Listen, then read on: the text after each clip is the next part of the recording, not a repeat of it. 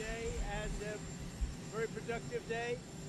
I think we're over now as a country, we're over $15 trillion of investment, and there's never been anything like that. In the history of our country, there has not been anything like it or even close. So, okay, do you have any questions? Mr. President, you announced the Indonesia deal today. You announced the Indonesia trade deal today. How many more trade deals beyond the letters will you announce before August 1st? We're working on probably 5 or 6. Of the 5 or 6, I'm not sure I really want to do them. You know, you want somebody that knows how to negotiate, but we'll probably have 2 or 3.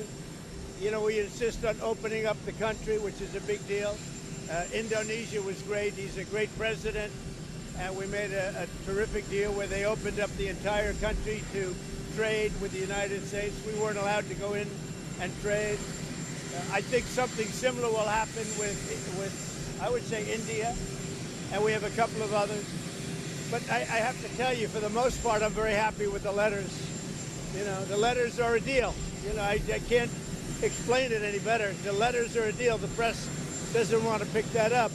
But I will veer from those deals on occasion when somebody is willing. Like if Japan would open up their country, they don't do that. They just don't do that. And I don't either, I don't subscribe to it one way or the other. But they won't do that. So we might just stick with the letter. South Korea is inclined to maybe do that. So we'll let you know. But we have letters out. Every time I send out a letter, essentially that's a deal. Mr. President, on the date you gave August 1st, but the date that you gave August 1st, right. Why stick with the date if you're saying that you payments start on August 1st. The only thing that's really sacred about August 1st is that's when payments start. So they have to start paying billions of dollars to you and people. Are you a citizen of the country? Yes, sir. All right, good. You'll be very happy because you're going to be getting a lot of money. Just like they found a budget surplus. We have a budget surplus of $25 billion. Everyone said, how did that happen? It hasn't happened in many years. It happened because of good management and tariffs. Do you plan to release more details of the Vietnam, China deals? Is there going to be a paperwork released to the public? Well, I might. I don't think it matters how much you release of the deal. We have a Vietnam deal, and I would say that that deal is being pretty well set. It's pretty well set. Again, that's an opening of their country. They've opened it up. Just so you know, these were closed countries. They were wonderful people, wonderful leaders, very strong, smart leaders. But their countries were closed to us, but our country wasn't closed to them. And so I said, you got to open up your country. So we're going to see. But the Vietnam deal, we may open it. I mean, I don't know. I can't tell you. Is it necessary? No. Yeah, I don't think so. Mr. President, on Ukraine, why did you settle on giving Putin another 50 days? It seems like he's had a lot of time to show he wants peace. I don't think it's a long time. I think really the question should be asked, why did Biden get us into that ridiculous war? Why did Biden bring us there? That should never, ever have happened, that war. This is Biden's war. I'm just trying to end it because we're saving a lot of lives. Why do you think his opinion will change in 50 days when it hasn't over the last? A lot of opinions change very rapidly. Might not be 50 days. Might be much sooner than 50 days. Well, to that end, when do you think the first Patriot missiles, some of these weapons that our allies will buy? They're already being shipped.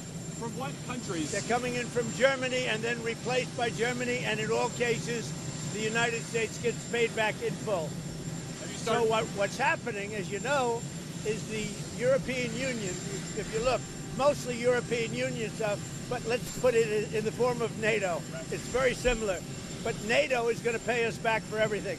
In some cases, we're going to be paid back by countries of the European Union directly. Are we starting to see those But we're always getting our money back in full. So we're not going to have any more investment to make. We're getting our money back in full. And if we can make a deal, that'd be great. We're saving 5,000 or 6,000 soldiers a week. They're Russian and they're Ukrainian soldiers. They're not American soldiers. And we won't have boots on the ground. But it's a shame. 5,000, last week they say 7,100 soldiers, both Russian and Ukraine, were killed. Can I ask you about Iran? Have you seen any progress in talks with Iran? We haven't really heard about that in a while. Well, they want to talk. I'm in no rush to talk. They would like to talk. I'm in no rush to talk because We obliterated their site. They'd have to start all over. In fact, it's obliterated to the point that it's not usable anymore. They'd have to pick a different mountain.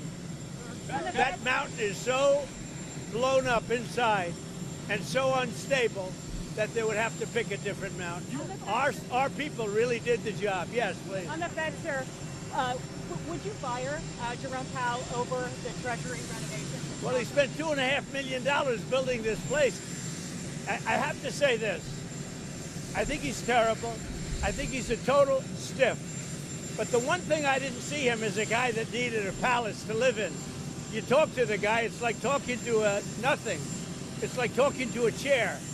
No personality, no high intelligence, no nothing. But the one thing I would have never guessed is that he would be spending $2.5 billion to build a little extension onto the Fed. Is that a fireable Nobody's offense? ever seen. I think it sort of is, because if you look at his testimony to the House and the Senate, you take a look at the testimony, it's under it. That whole thing is, he's not talking about the problem. It's a big problem. $2.5 billion, and that's $2.5 billion now. That's going to be a lot more money than $2.5 billion to expand, and with all of that to house thousands of people to give him information, and yet out of the 71 economists, and they included me and one other person got it right. I got it right, and one other genius got it right. They had everybody else was wrong. 69 were wrong, and 2 were right. I was one of them. And I don't have a lot of people. I have Howard, I have Doug, I have a few people. He has thousands of people, and he got it wrong. No, I think when you spend $2.5 billion on really a renovation, I think it's pretty disgraceful. Fed Chair, sir. Have you spoken to President Putin since your announcement yesterday? No, I have not. Do you think when you speak to him on the phone, does he say that he wants peace? Yeah, What he does. What is he saying? He says he wants peace. He does. So far, it's all talk and no action. But you know, if you think about it, India, Pakistan, we did so many. The Congo, and I mean, look at the deals we've made. We made all these peace deals. Look at Rwanda. It was an impossible deal to make with the Congo. I made that. I made all of these deals, Serbia, Kosovo, and here's the one deal. And actually, Vladimir called me up. He said, I'd love to help you with respect to making a deal with a couple of them, like Iran. I'd love to help you. I say, Vladimir, I only want to help with one deal, Russia, because you're the only deal that we're not doing too well on. He oftentimes he said, no, he wants peace. And I think he does. I hope he does. We're going to find out soon. And it could be before the 50 days. Mr. President, twice yesterday, when you were talking about this, you mentioned conversations you had with the First Lady after talking with President Putin. Has she influenced your thinking on this at all? She's very smart. She's very neutral. She's very neutral in the sense. She's sort of like me. She'd like to see people stop dying. You know, people said, are you for one side or another? I'm for the side of people stopping dying. We have 5,000, 6,000, and 7,000 people a week at least. And that doesn't include people from the cities and towns that are having rockets lobbed in there. I mean, people are dying in the cities and towns too, but we're talking about 7,100 in the last 8 days died. And I'm for stopping that. On the Fed Chair, sir, is Scott Bessent, your Treasury Secretary, your number one option whenever Jerome Powell leaves? Or Well, he's an option. Is he your top And he's option? very good. Well, he's not, because I like the job he's doing. Right.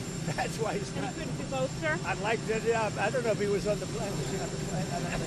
Maybe he wasn't.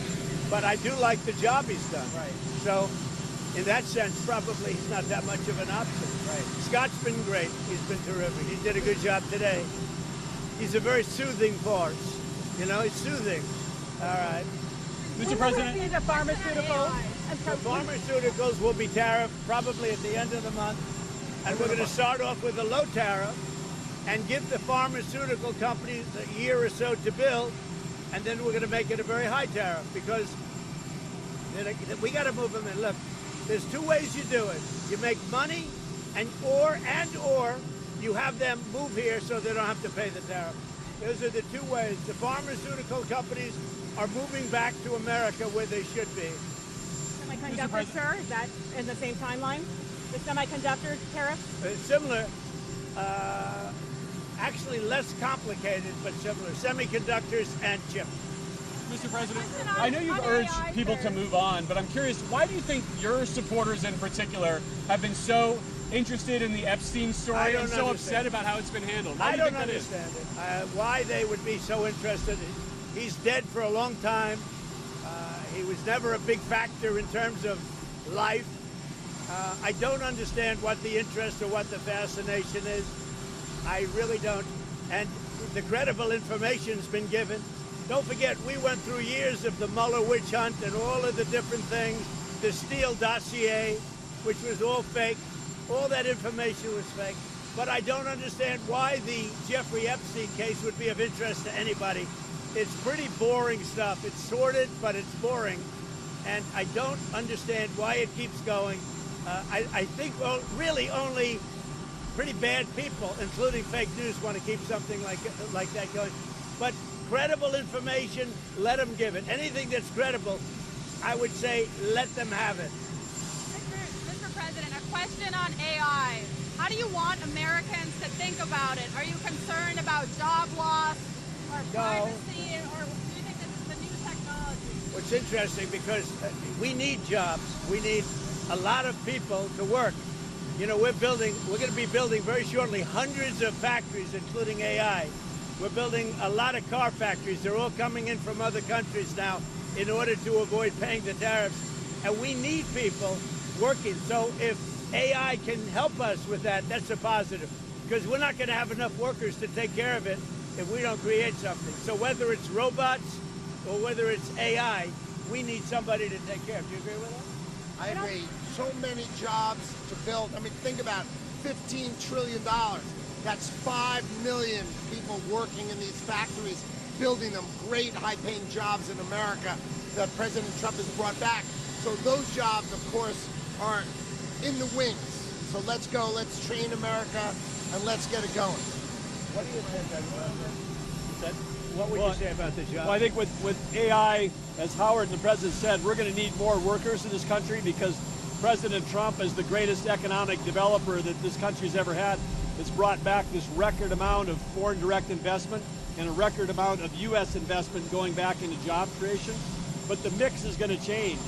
AI will take jobs away like software development because AI can write code, but AI can't wire a building, do plumbing. I mean, if kids go into the trades today, they're all going to be making 150 grand and they'll have amazing lives, build companies, start businesses.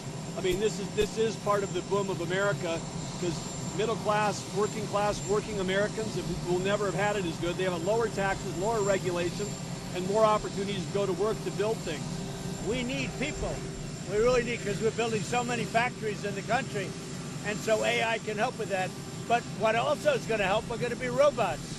You know, the robots, I think, are going to be a big deal, and that's going to help also. On the Russian sanctions, sir, on the secondary tariffs, are you concerned that secondary tariffs on buyers of Russian oil will hurt American consumers, higher gas prices? I don't think so. I think that whole thing is going to go away eventually. It should have gone away. And Putin does say, oh, I want peace, I want peace. But so far, he hasn't lived up to that. So I think it's going to go away. But we're going to find out soon. We're going to find out soon. Can you give us more details on the sanctions? Is it 100% sanctions? No, I don't want to do that. But they're very biting. They're very significant. And they're going to be very bad for the countries involved. I mean, they'll be very, very powerful and very bad for the countries involved. And I hope we don't have to pull that string. And maybe we won't. We'll see. Got to end. Got to stop the killing. Mr. President, were you frustrated today that the House wasn't able to move on that crypto legislation? No, you know, the interesting thing is the 12 votes were votes where they wanted it to be stronger in terms of crypto people. I figured, oh, wow, that's sort of interesting, because I was focused really on today's meeting, not that. But the interesting is the votes, those negative votes, were because they wanted it to be, and the safeguards, they wanted it to be stronger for people with Bitcoin or crypto. They wanted more strength, which is interesting. What do you want to refine in the UK trade deal? We have a little to discuss, but the deal is really very well done. But I'll meet with the Prime Minister. We have a good relationship. and I think it's going to be, and it'll be very shortly, and it'll be probably in Aberdeen, Scotland. Mr. President, at the event, Which state besides Texas would you like Republicans to gerrymander? Say it again. Which state besides Texas would you like Republicans to redraw the congressional Well, there's about 4 of them. I'll let you figure that one out, but we have about 4 of them. In 3 cases, it's 1, and in 1 case, it's 2 or 3. And Texas would be 5. Are you concerned California will turn around and do the same thing? Well, with we'll fight Republicans? them. You know, they're so corrupt in California, you never know what's going to happen. But we've done pretty well in the courts in California, as you see. We're batting about 1,000, ultimately. We start off a little slow, and then we get a lot of hits. Mr. President, you said today at the event in Pittsburgh that if it wasn't for Mr. Lutnick, Mr. Besson, who want to do more deals, that you would basically just go with the letters. You've said that a few different times. I just want to clarify. Do you just want to go with the tariffs and No, I think they would like to make deals more than me. I'm satisfied with, but they would like to make deals more than me. I'm not saying they're wrong. I'm just saying, in my opinion, he and Scott and maybe even Doug to a certain extent, you're more like me, I think, but they would like to make deals more than me. I'm very happy with the deals the way they are. Those are very, right? Those are very simple deals. It's whatever the percentage is. And we base that on a lot of things, including the deficit and, various things. And, I think it's a much faster way. Don't forget, we'll be releasing a letter soon talking about many countries that are much smaller, where you're not going to do letters per se. You might do an individual letter, but it's going to go very quickly. And the number will also be less. Which countries are those? These are countries that are, many of them, like 200 countries. You understand? Caribbean countries, African countries. You have a huge amount of countries that are small, and the president's just going to deal with them sort of the way he thinks is the right way to deal with them. We'll probably set 1 tariff for all of them. Over 10%? Over 10% tariff? Probably a little over 10%, yeah. 15, 20? We don't do a lot of business, but we do, it's still significant. What about Israel, Mr. President? Is that related to your other, like the Gaza negotiations? Is that tied up in other issues? No, I think Israel's going to be fine. We had a great victory with Israel. That was a great victory. What we did with the B-2 bombers and all of that. And I never thought of it, but so many people are thanking me. They say no president had the guts to do it because, this has been going on for 25 years. In fact, when the pilots came to the Oval Office, they said, "Sir, we and our predecessors have been working on this attack for 25 years. Have a good time, everybody. Thank you, President. Thank you.